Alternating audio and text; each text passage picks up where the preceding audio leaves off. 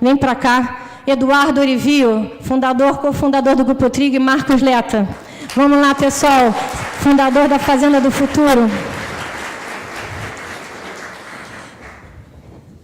O pessoal perguntou assim, o que vai acontecer? Eu falei assim, vai ser uma entrevista informal, vocês vão participar. Obrigada, Guga, viu? Obrigada por você ter vindo de tão longe, um dos embaixadores hack. Você já está hackeando todo mundo aí? Não, né? Cuidado aí, pessoal. Cuidado aí com os celulares. Mas, olha, gente, o que o pessoal todo me pediu para perguntar? Né, que vocês contassem essa história. Né? Eu lembro que o Eduardo, sabe que horas o Eduardo me atende? 7 horas da manhã, entendeu? Meu mentor, mas ele não precisava fazer isso. Ele não precisava estar morando no Rio de Janeiro. Né? Hoje o Grupo Trigo é um grupo global, etc. O que te faz, Eduardo, ainda estar aqui? O que mudou no teu propósito de vida? Me conta aí um pouco. Bom, primeiro corrigir que global ainda não somos, não. Wishful thinking, vai ser agora. Estamos focando nisso, mas estamos tentando lá nos Estados Unidos, estamos com 6 restaurantes, mas ainda estamos seguindo.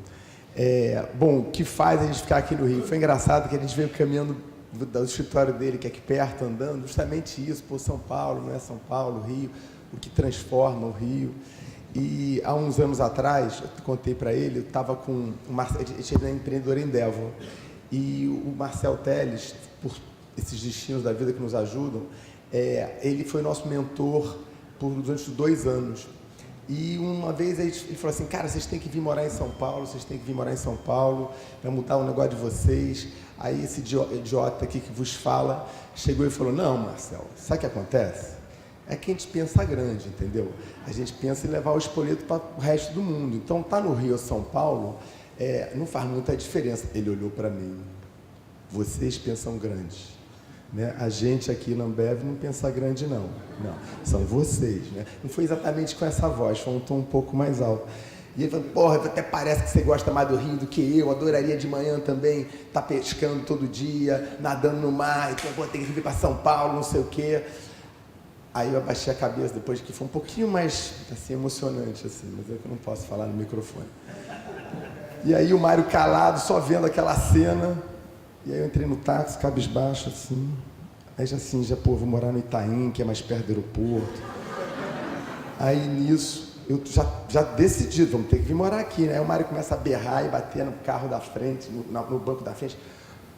Porra nenhuma, a gente não vai morar em São Paulo, não, a gente vai fazer diferente, a gente vai fazer do Rio. Aí, galera, é isso aí. E aí a gente fez um pouquinho, né? Então, de lá para cá. Só um pouquinho. Aí foi até engraçado.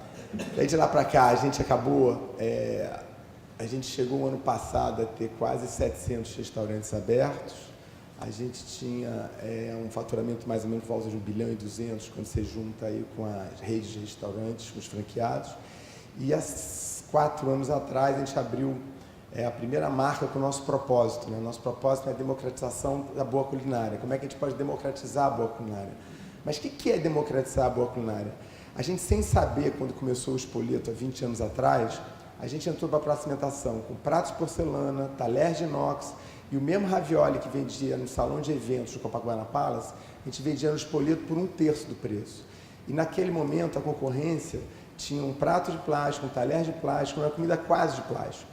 Então, a gente estava muito à frente do mercado. Então, o nosso foco era o nosso cliente e o nosso funcionário.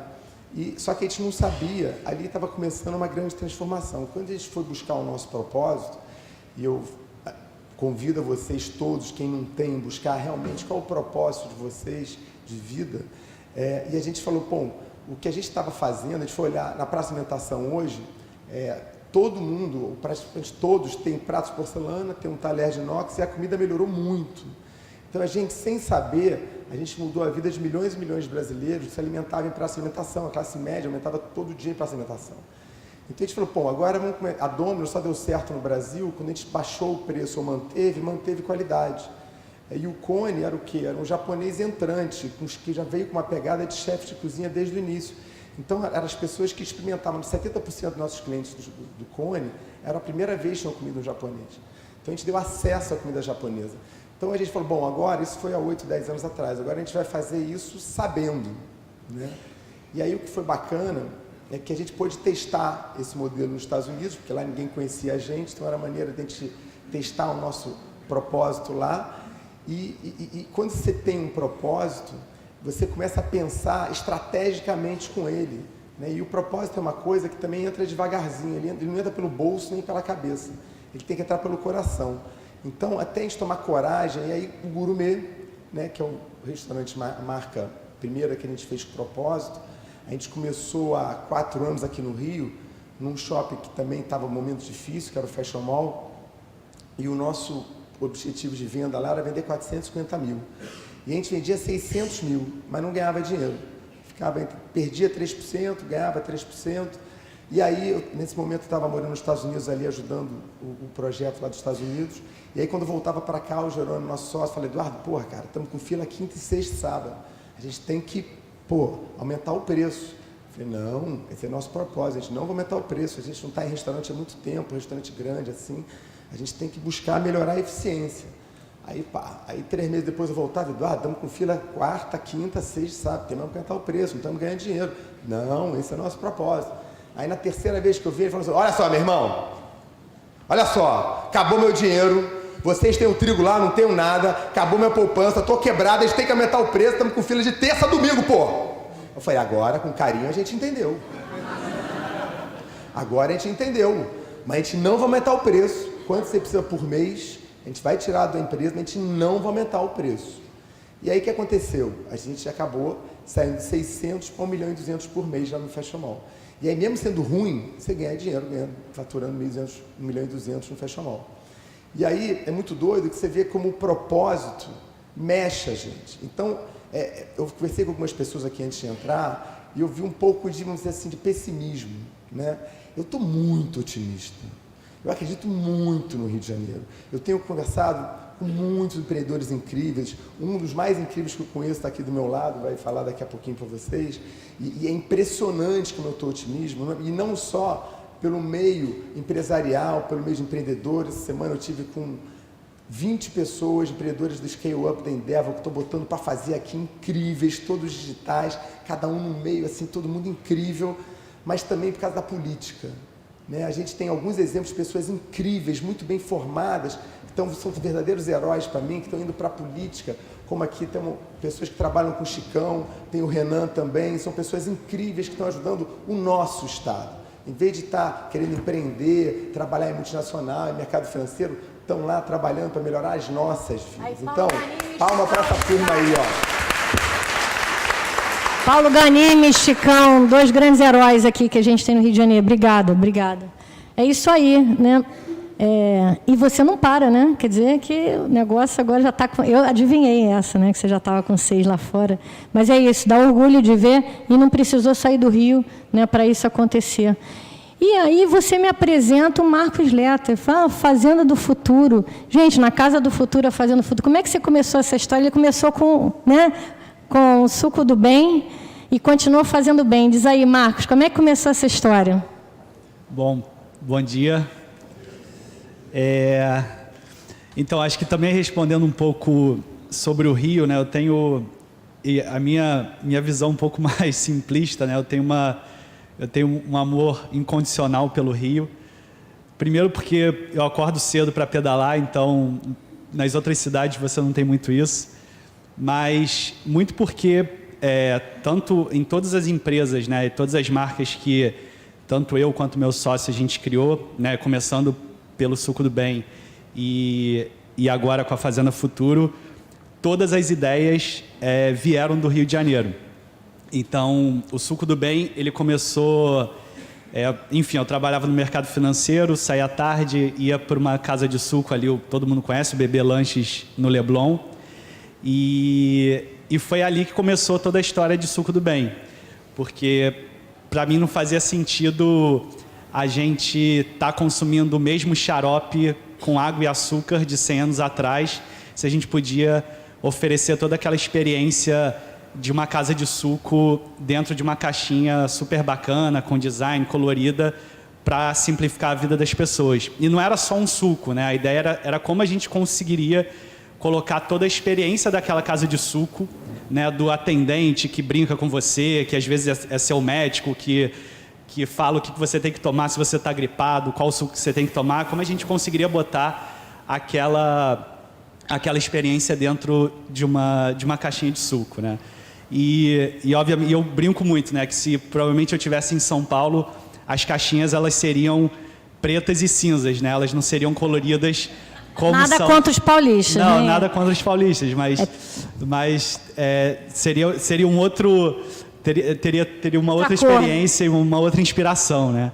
As cidades têm cheiros diferentes, cores diferentes, são culturas diferentes, de fato. E, enfim, e aí a gente, contando um pouco da Dubem, a gente começou a Dubem em 2009. Engraçado porque eu trabalhei com o irmão do Eduardo numa corretora, e o primeiro cliente da Dubem foi o Espoleto. Caramba, ele tá ficando roxo aqui, a cara dele. É dele. muito legal, verdade. Mas é bem bacana estar... Você sabe que eu fui consultora dele, quando eu estava começando, que eu era criancinha. E basicamente, então, a Dubem começou em 2009.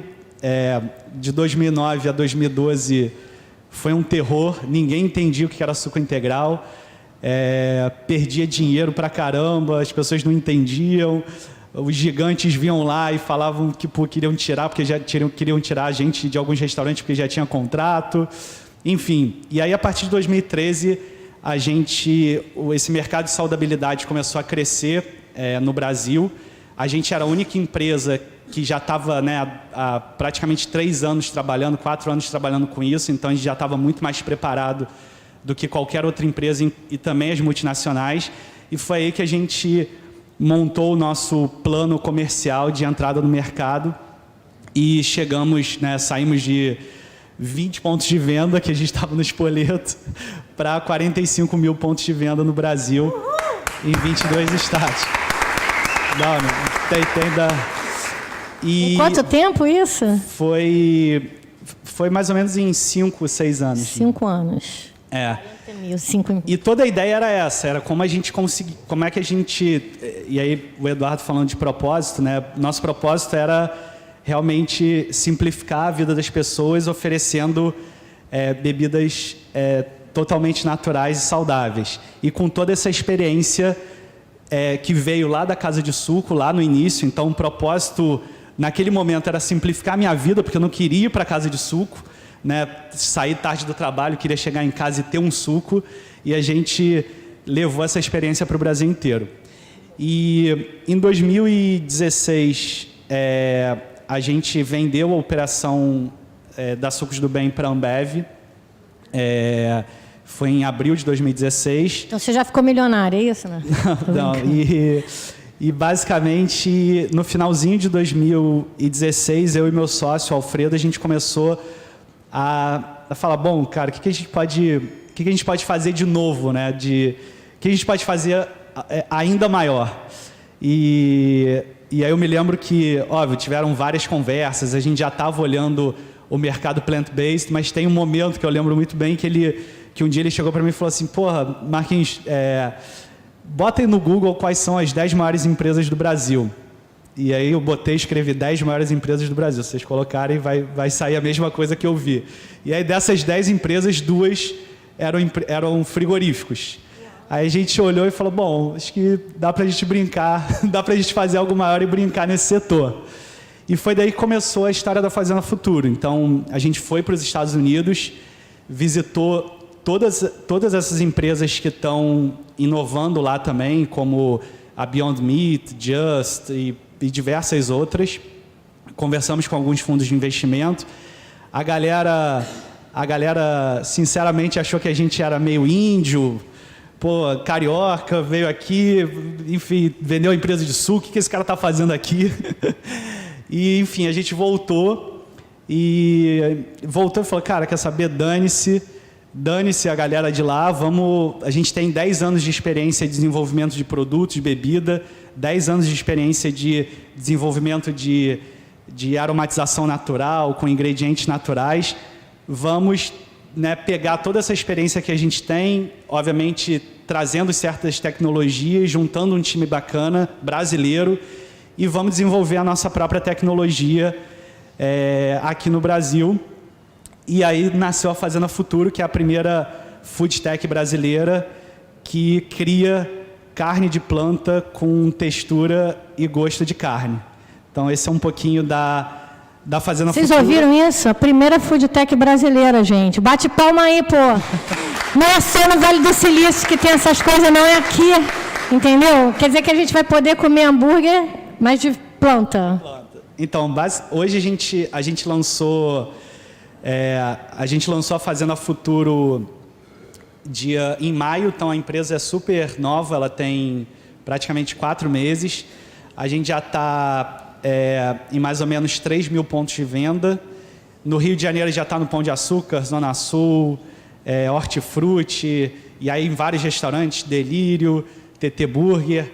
Fechamos um contrato com o Spoleto em 30 dias, mais ou menos em 45 dias, de oferecer almôndega de planta, mas com gosto de almôndega de carne. Então, a gente... molho bolonhesa também, com a nossa carne moída. Enfim, toda a ideia da Fazenda Futuro, que nasceu no Rio, que é produzida no Rio. Basicamente, o nosso racional também é muito simples. Se o Brasil ele é um dos maiores exportadores e produtores de carne bovina do mundo, a gente, como Fazenda Futuro, tem a obrigação de ser um dos maiores players e exportadores de carne de planta do mundo. Então, essa é a nossa visão e é o que a gente está percorrendo nos próximos anos. Vai ser. Gente, vocês repararam aqui, o que me admira? Olha a simplicidade, a humildade desses dois caras. Eu perguntei se ele estava milionário, porque, assim, para o empreendedor que tem propósito, isso não é o objetivo. Você vê que ele podia ter parado no Suco do Bem e ter ido surfar lá em Bali, né? E aí ele falou assim, não, eu vou começar e vou montar algo... Surf, né? Eu quero montar algo que faça diferença. Então, é isso que vai mudar. Né? Se todos nós, cada um de nós, plantar, né, essa sementinha aí de coisas que a gente possa ser referência para nós, para quem está no nosso entorno e para o mundo. E olha que legal, quer dizer, o que isso tem a ver com dados? O que isso tem a ver com tecnologia? O que isso tem a ver com o mundo digital? Quer dizer, eu tenho 15 clusters setoriais e eu falei assim, olha, é o de alimentação que a gente tem que dar um destaque. Será que Spoleto pode ser uma empresa de dados, Eduardo? Boa pergunta, né? Porque a gente é antigo, né? Todo mundo come desde criancinha, então uma coisa assim é mais de... Então todo mundo come. E a gente, por ter sido franqueado da Domino's, há 10 anos atrás, eu estava numa convenção da Domino's, uns 13 anos atrás, aí eu vi o vice-presidente de TI falar lá, pô, a partir de agora, nosso concorrente não é mais a Pizza Hut. Nosso concorrente é a Amazon. Aí eu cutuquei o cara do lado assim e falei, pô, o cara está querendo aumentar a verba dele, né? A verba de TI precisa de mais dinheiro. Só que eu vi a transformação acontecendo. A gente, por ser um dos mercados importantes deles, então a gente estava muito próximo da liderança, então a gente viu realmente e aprendeu muito com eles. E a maioria de vocês não devem saber, mas a empresa de .com que mais valorizou na Bolsa de Nova York nos últimos 10 anos não foi o Google, não foi a Netflix, foi a Domino's Pizza. Tá? Percentualmente falando, é claro que o valor de companhia não vale a mesma coisa, mas a valorização... Então, a gente está falando que uma velhinha de mais de 50 anos se transformou numa empresa digital. Faturou mais de $1 bilhão. Isso é número de 3, 4 anos atrás. Quer dizer, hoje deve faturar muito mais do que isso. Só por meios digitais. Então, a gente entende, e a gente cada vez mais entendeu, o quão é importante para qualquer tipo de empresa você migrar para o mundo digital. E no nosso caso, como a gente tem esse nosso propósito, a gente acredita que a maneira mais rápida e a única maneira de a gente conseguir fazer a comida cada vez melhor, para vocês terem uma ideia do que eu estou falando, antigamente, quer dizer, até hoje no Spoleto, que a gente chama do vermelhinho, que aliás temos que mudar a marca aqui para outra marca, que está o vermelhinho mais antigo, que a gente tinha um champignon em conserva, né? E hoje o champignon é em conserva sem nada, é bem natural, mas em conserva nesse vermelhinho. Já no Spoleto, que a gente chama que é o Minha Cozinha Italiana, que é o futuro do Spoleto, ele é champignon fresco, feito com ervas e azeites de trufa. né? Então, você vê a diferença de culinária que eu estou falando. O nosso molho de tomate, em toda a rede, há 3 anos atrás, era 60% de água, 40% de polpa. Hoje é 95% de polpa, sendo que a maior parte dela é importada do norte da Itália e o resto 5% só de água. Por quê? Para ter cada vez mais qualidade. Então, a maneira da gente conseguir ter a matéria-prima, que é a coisa mais importante para o restaurante, a melhor possível, é se a gente tiver tecnologia em tudo, para a gente ser muito eficiente no todo o resto. Então, a partir de outubro agora, a gente vai ter o primeiro piloto, a gente vai ter um restaurante, a gente lançou uma marca nova chamada Le Bon Ton, ano passado, no Shopping Tijuca, que é um restaurante tipo Spoleto, só que francês, baseado no sul da França, comida de verdade, onde a gente trouxe tudo que a gente aprendeu em tecnologia para dentro do restaurante. Então, a gente tem o melhor forno do mundo lá de tecnologia, que a gente assa a carne durante a noite, e a gente vai integrar esse forno a uma plataforma que tudo que passa no forno, eu vou saber real time com o que vende, para saber o padrão de qualidade que está no buffet, que a gente está servindo, que é um buffet interno, para a gente ganhar velocidade, como uma linha de produção, de montagem, mas uma qualidade muito incrível. Tá? Para vocês terem uma ideia, tem um frango recheado com farofa panko, limão siciliano e queijo parmesão. Caraca, ele está falando essas coisas, já está me dando fome aqui, ó, pô. E a gente vai conseguir, o gerente vai chegar lá, vai botar o dedo lá, aí vai ter o que ele tem que produzir para hoje, baseado na venda do ano passado, baseado no clima que vai ser hoje, baseado na tendência de venda que estão nas últimas 2 semanas, e já dividido ele e o time dele, que cada um vai fazer e no tempo que cada um tem que fazer. Então, por exemplo, como ele vai ter que estar dando ok em tudo que ele está fazendo, se bater, sei lá, 9 horas da manhã, 9h30, e as atividades que eles têm que fazer ainda não está pronto, o gerente não, o franqueado e o nosso, que a gente chama de supervisor, que é consultor de campo, eles vão receber um SMS falando, olha, vai na tal loja lá porque está com problema, precisa de ajuda. Liga para lá, porque o que acontece? Quando alguém falta, o restaurante é tão pressão que o cara nem lembra de pedir ajuda.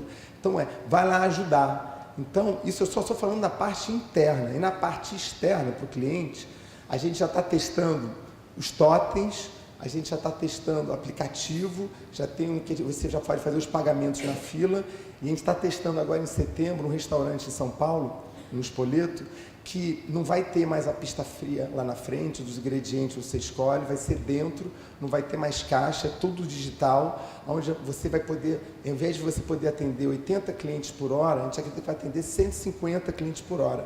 Uau. Então, é a maneira da gente conseguir ter a qualidade mais alta possível, o preço mais baixo possível. Então, a digitalização é uma coisa que para tudo é impossível. A gente fez a parceria também com a For All, que infelizmente não é aqui do Rio, mas é do Sul, são pessoas incríveis que estão fazendo toda essa transformação da gente digital, onde vai ter envolvendo o cliente, vai ter pagamento, tem muita coisa aqui para vir. Caramba, gente!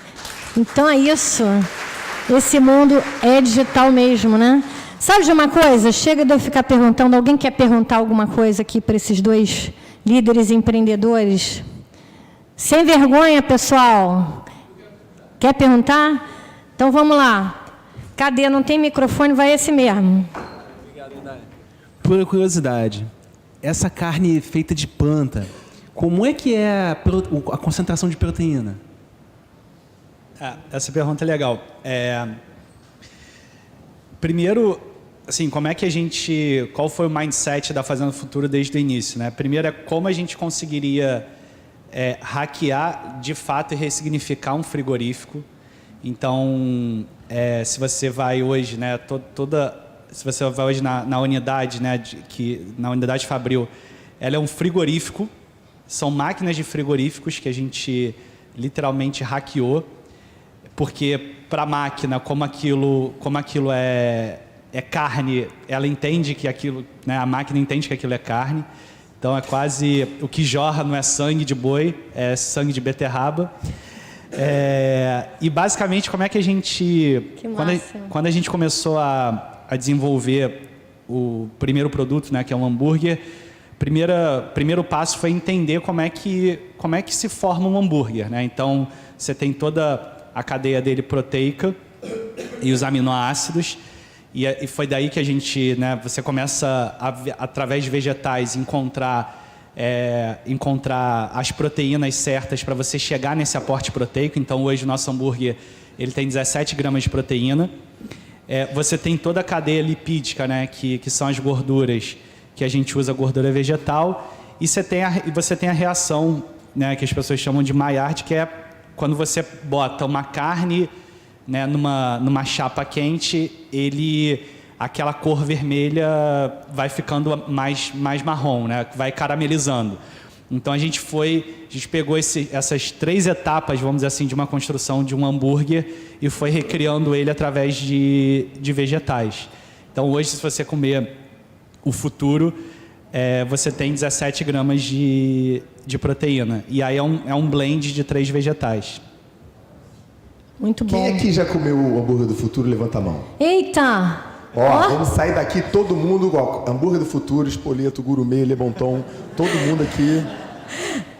Eu errei o logotipo, porque eu terminei essa apresentação 2h30 da manhã, mas é isso, né, pessoal? No mínimo, né? Porque assim, é bom. Não é porque a gente está falando, né? É porque é bom mesmo. Acontece, a gente o próximo painel está aí, o Storm, não? O Storm já chegou? Ô, Storm, vem para cá. O próximo painel vai vir um hacker que hackeou a NASA quando tinha 17 anos. Será que o hacker é um cara do mal? Mas assim, você já foi hackeado, Eduardo? Fui semana passada, não é só o Moro não, viu? Semana passada. Pegaram a minha senha, que era hiper difícil, que é o aniversário da minha mulher, 010277. Aí você falou aqui agora, tá bom. Não, já mudei, já sabe, eu tinha que mudar, né? Aí por isso, não peguem da mulher, pelo amor de Deus. Aí o cara falou, você foi hackeado, vou ter todos os dados aqui de você, e aí tem fotos íntimas que eu vou jogar pra internet. Eu falei, nudes do Eduardo, gente, olha que sucesso. Esse cara realmente aí tá hackeando todo mundo, é o e-mail de todo mundo. Mas cobrava criptomoeda, $800, depois passou pra $1.200. Mas aí também eu não paguei nada, mas o meu cara de TI falou que já estava sendo hackeado, normalmente era umas 2 vezes por ano. Aí, vocês não sabem, Eduardo, mas aqui a gente resolve aqui e dá tudo certo. Dá teus computadores aqui que a gente resolve. Aí eu não paguei nada e, pelo visto, não passaram meu corpinho por aí também, não. Pois é, né? Mas tá vendo? Isso já faz parte do dia a dia, né? Por isso que a gente tem que estar junto com os hackers, né? Eles é que sabem como é que são essas portas, essas janelas. Tem vários que estão sequestrando dados de empresa, né? E aí a gente tem o hacker e o cracker. O cracker é o cara do mal, o hacker, o desenvolvedor, é o cara do bem. E aí, né, suco do bem, hacker do bem, casa do futuro, fazenda do futuro. Pô, vai ter que terminar esse painel, gente, que pena. Tem muita coisa para eles contarem, né? De verdade, eu tenho a honra, o privilégio de estar muito próximo do Eduardo, dele ser meu mentor. Graças a ele, muitas das coisas que aconteceram ano passado foram possíveis, né? Ele, por trás dos bastidores, sem falar nada, ele, enfim, me ajudou demais, né?